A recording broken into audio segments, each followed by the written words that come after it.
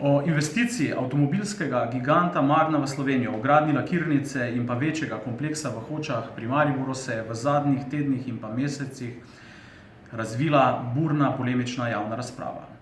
Informacijo o tem, da ima avtomobilska multinacionalka načrte za Slovenijo, je prvi objavil Večer.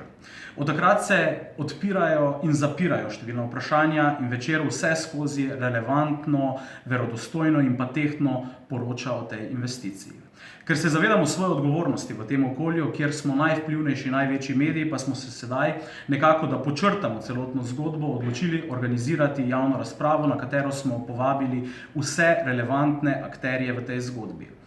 V četrtek v veliki dvorani Univerze v Mariboru bodo tako na voljo vsi sogovorniki, ki imajo na to temo ta hip povedati kaj relevantnega. Tja smo povabili župane, predstavnike iniciativ, kritike in zagovornike te investicije in to je tudi prava priložnost, da v bistvu razčistimo, kateri strahovi okoli Magne so iracionalni in katere zahteve, recimo lokalnega prebivalstva, pa so vendarle argumentirane in pa tehtne.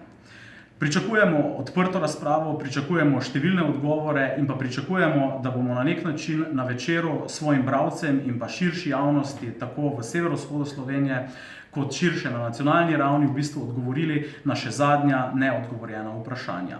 Zato vse bralce Večera in pa vse ostale seveda vabim, da se nam v četrtek pridružijo na univerzi ali pa da razpravo spremljajo preko različnih spletnih kanalov, kjer bo ta razprava na voljo in pa seveda v časopisu Večer, kjer bomo o njej obširno poročali.